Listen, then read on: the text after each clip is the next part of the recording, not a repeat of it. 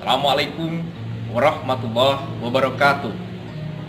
Sampurasun Wilujeng Sumping kasadayana di SMA Negeri Hiji Banjar. Alhamdulillah tepang deui sareng simkuring Aep Saifur Rahman.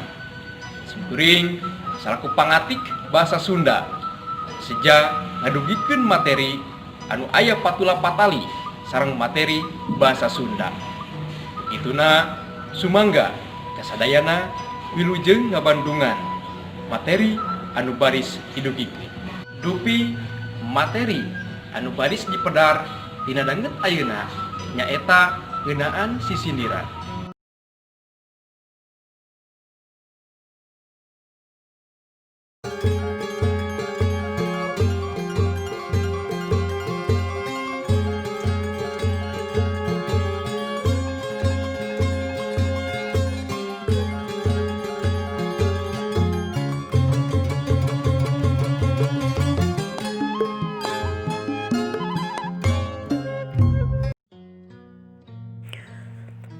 Samemeh urang guar leuwih jero ngeunaan sisindiran, tah ayeuna hidup kudu apal heula naon nu disebut sisindiran.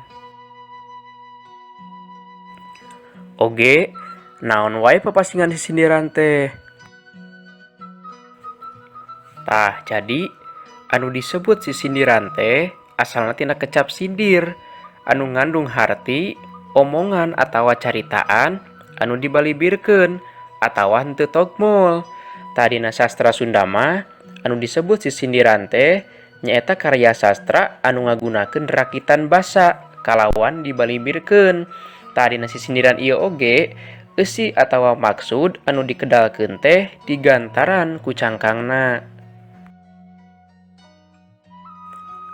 Satuluyna wangun sisindiran teh kauger ku Purwakanti.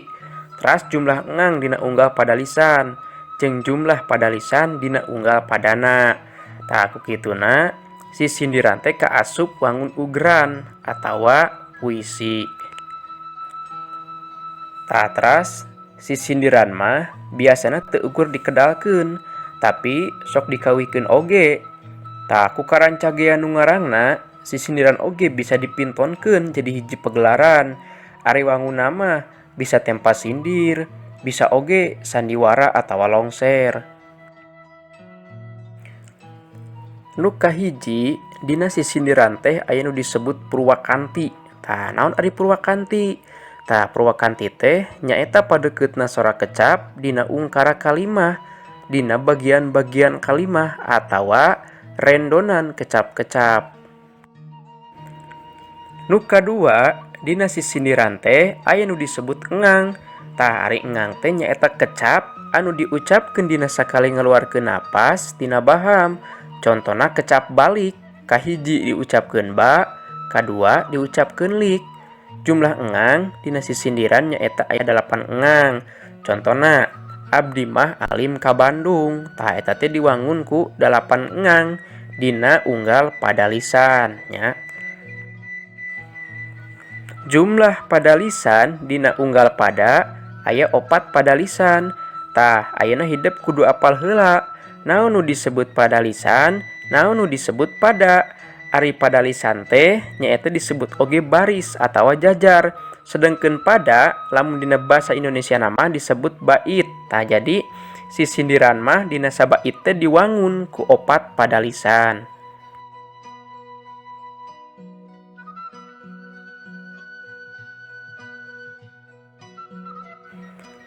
Satuluyna sisindiran teh dipasing-pasing deui. Nu kahiji disebut rarakitan, nu kadua disebut paparikan, anu katilu disebut wawangsalan.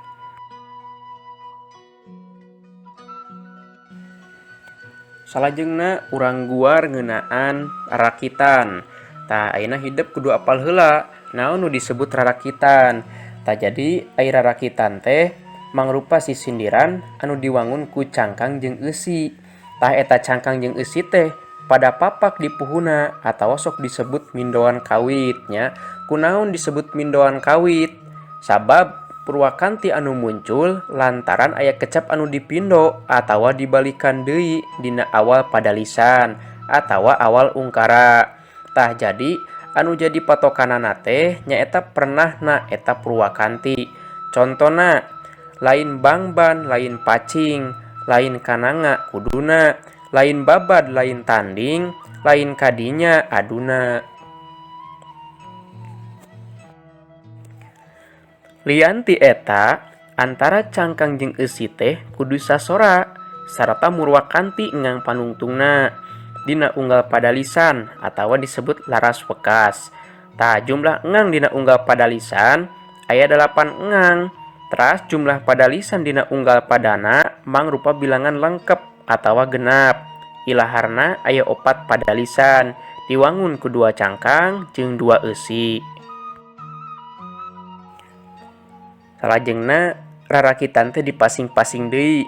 Anu kahiji disebut rarakitan silih asih, anu kadua disebut rarakitan piwuruk, anu katilu disebut rarakitan sesebred. Anu kahiji disebut rarakitan silih asih. Tah kunaon disebut rarakitan silih asih? Sabab ieu rarakitan teh eusina mangrupa silih asih, cinta atawa birahi. Anu kadua disebut rarakitan piwuruk. Kunaon disebut rarakitan piwuruk? Sabab ieu rarakitan teh eusina mangrupa piwuruk atawa nasehat. Anu katilu disebut rarakitan sesebred. Kunaon disebut rarakitan sesebred? Sabab ieu rarakitan teh eusina mangrupa banyol atawa lulucon.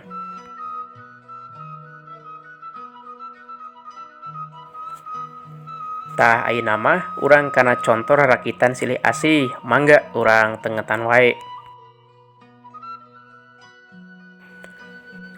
Contoh anu kahiji.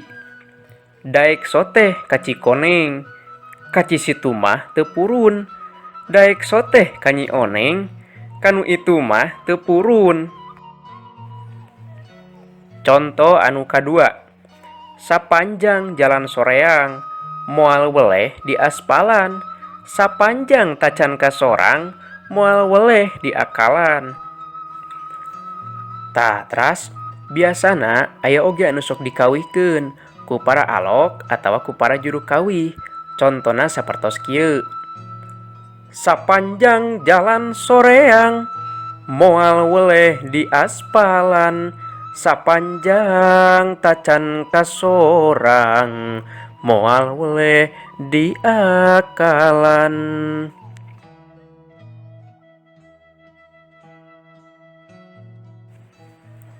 Contoh anu katilu. Hayang teuing buah hiris teu bisa ngasakanana. Hayang teuing kanu geulis teu bisa ngakalanana.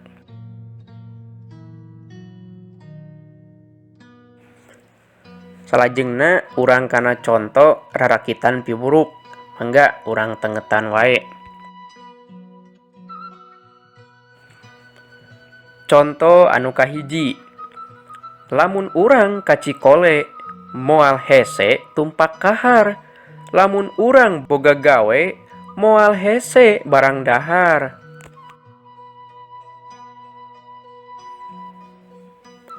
Contoh anu kadua. Sing getol nginum jajamu, nu guna nguatkeun urat. Sing getol neangan elmu, nu guna dunya akhirat. Contoh anu katilu. Lamun urang melak salam, kudu daek ngarawatna. Lamun urang ngaku Islam, kudu daek jeung salatna.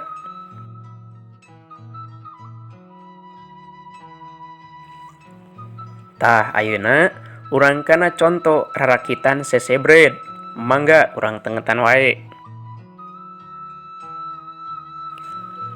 Contoh anu kahiji. Abdi mah alim ka Bandung, hoyong soteh ka Cibuluh. Abdi mah alim di Candung, hoyong soteh mun di Wayuh. Contoh anu kadua. Rarasaan ngalakupa teu nyaho ngalabang kuang. Rarasaan alus rupa teu nyaho kawas badawang. Conto anu katilu, aya listrik di masjid, hanjakal moncor ka kolong, aya istri jangkung alit, hanjakal tonggongna bolong. Salajengna urang pedar ngeunaan paparikan. Tah, ayeuna hidup kudu apal heula naon nu disebut paparikan. Tah ari paparikan teh asalna tina kecap parek anu hartina deukeut. Bedana jeung rarakitan, ari paparikan mah henteu kudu papak di puhuna atawa mindoan kawit, tapi deukeut sorana sarta murwakantina dina unggal pada lisan atawa disebut purwakanti laras wekas. Teras jumlah engang dina unggal pada lisan aya 8 engang. Jumlah pada lisan dina unggal padana mangrupa bilangan lengkap atawa genap. Ilaharna aya 4 pada lisan, diwangun ku 2 cangkang jeung 2 eusi. Salajengna paparikan oge dipasing-pasing deui. Anu kahiji disebut paparikan silih asih, anu kadua disebut paparikan piwuruk, anu katilu disebut paparikan sesebred. Anu kahiji aya paparikan silih asih. Kunaon disebut paparikan silih asih? Sabab ieu paparikan teh eusina mangrupa silih asih, cinta atawa birahi. Nu kadua disebut paparikan piwuruk. Kunaon disebut paparikan piwuruk? Sabab ieu paparikan teh eusina mangrupa piwuruk atawa nasehat. Nu katilu disebut paparikan sesebred. Kunaon disebut paparikan sesebred? Sabab ieu paparikan teh eusina mangrupa lulucon atawa banyol.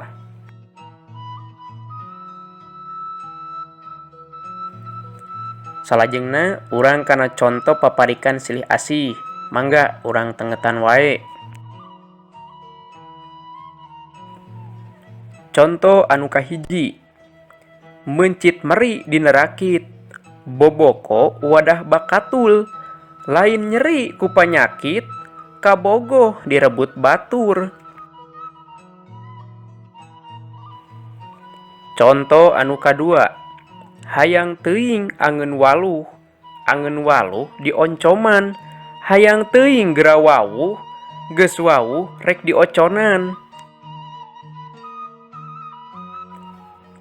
Conto anu katilu, kaso pondok kaso panjang, kaso ngaroyom ka jalan, sono mondok sono nganjang, sono patepang di jalan. Tah teras biasana aya oge anu sok dikawihkeun ku para alok atawa ku para juru kawih. Contona sapertos kieu. Kaso pondok kaso panjang, kaso ngaroyom ka jalan, sono mondok sono nganjang, sono patepang di jalan.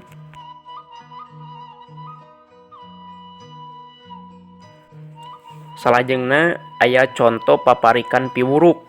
Mangga urang tengetan wae. Conto anu kahiji, kakulah nyiar kapiting, ngocok lobak bobodasna, ulah sok liar ti peuting, osok loba gogodana.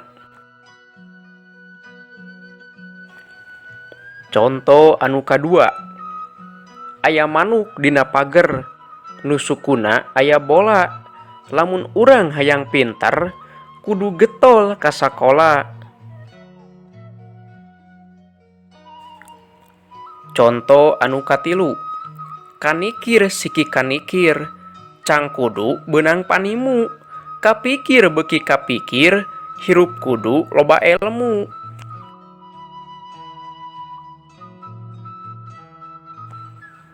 Salajengna urang kana conto paparikan sesebred. Mangga urang tengetan wae.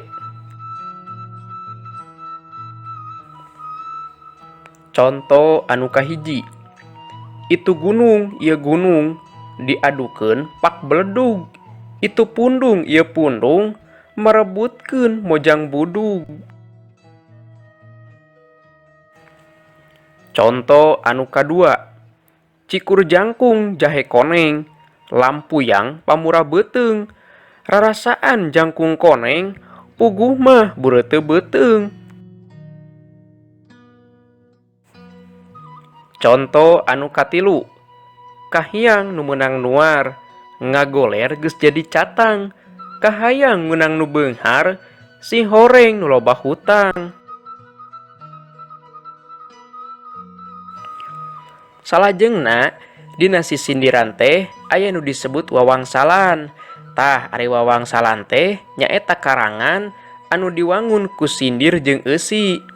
Dina sindir diwangun deui ku cangkang jeung wangsal. Tah teras dina wawangsalan mah anu disebut cangkang teh aya dina padalisan kahiji, sedengkeun eusina mah aya dina padalisan kadua. Tah umumna eusi wawangsalan teh mangrupa silih asih, cinta, atawa birahi.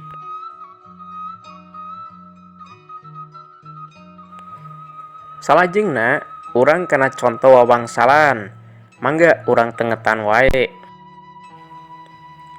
Conto anu kahiji, teu beunang di situ lembur, teu beunang diulah-ulah. Tah kira-kira naon wangsalna? Dina conto di luhur aya kecap situ lembur dina cangkangna. Tah naon nu disebut situ lembur teh? Jawabanana kudu diteangan dina eusina. Dina eusi aya kecap diulah-ulah. Teangan kecap anu deukeut jeung kecap diulah-ulah. Nu mangrupa jawaban kana situ lembur. Tangtu bae lain balong jeung empang, sabab duanana oge henteu murwa kanti jeung kecap diulah-ulah. Anu murwa kanti mah nyaeta kulah. Tah jadi eusi wawangsalan di luhur teh nyaeta kulah.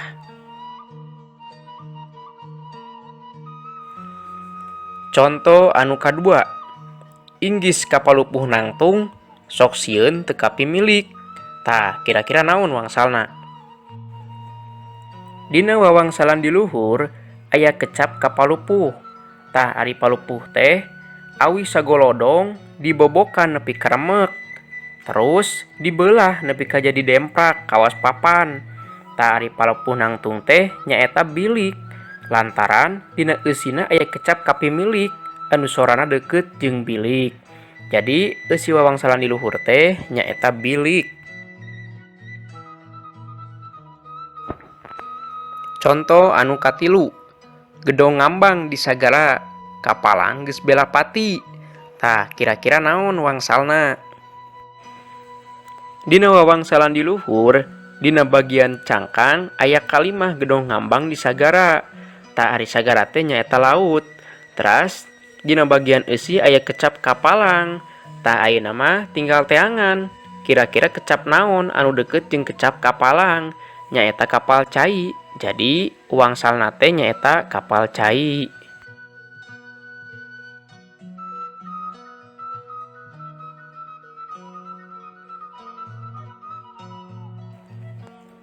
Conto anu salajengna, belut sisit sabadarat, kapirarai siang wengi.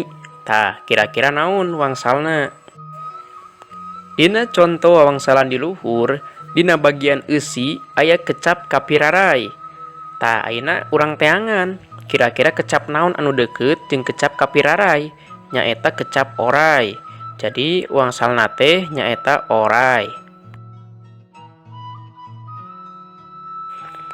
Conto anu salajengna, teu beunang di hurang sawah, teu beunang di pika meumeut. Tah kira-kira naon wangsalna? Dina wawangsalan di luhur, dina bagian eusi aya kecap di pika meumeut. Tah ayeuna mah urang teangan, kira-kira kecap naon anu deukeut jeung kecap di pika meumeut? Nyaeta kecap simeut. Jadi wawangsalan di luhur teh eusina nyaeta simeut.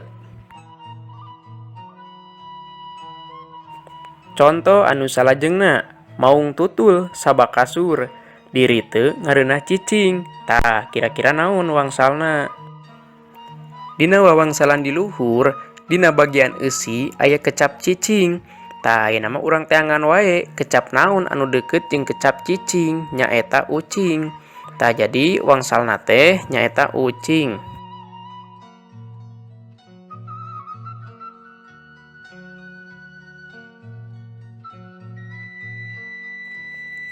Contoh anu salajengna. Abdi teh kapiring leutik, kaisinan ku gamparan. Tah kira-kira naon wangsalna? Dina wawangsalan di luhur, dina bagian eusi aya kecap kaisinan. Tah ayeuna urang teangan wae, kira-kira kecap naon anu deukeut jeung kecap kaisinan? Nyaeta pisin. Tah jadi wangsalna teh nyaeta pisin. Contoh anu salajengna. Bentang baranang di imah, samar bisa tepung deui. Tah kira-kira naon wangsalna? Dina wawangsalan di luhur, dina bagian eusi aya kecap samar. Tah ayeuna urang teangan wae, kecap naon anu paling deukeut jeung kecap samar? Nyaeta damar. Tah jadi wangsalna teh nyaeta damar. Contoh anu salajengna. Dudukuy panjang gagangna, pikir bati ngalang layung. Tah kira-kira naon wangsalna? Dina wawangsalan di luhur, dina bagian eusi aya kecap ngalang layung. Tah ayeuna urang teangan wae, kecap naon anu paling deukeut jeung kecap ngalang layung? Nyaeta payung. Tah jadi wangsalna teh nyaeta payung.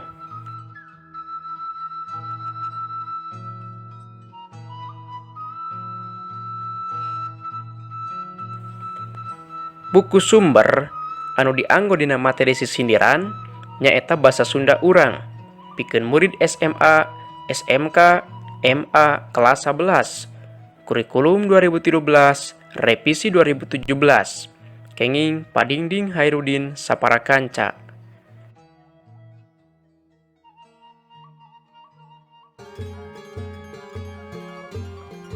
Sakitu anu tiasa kapihatur.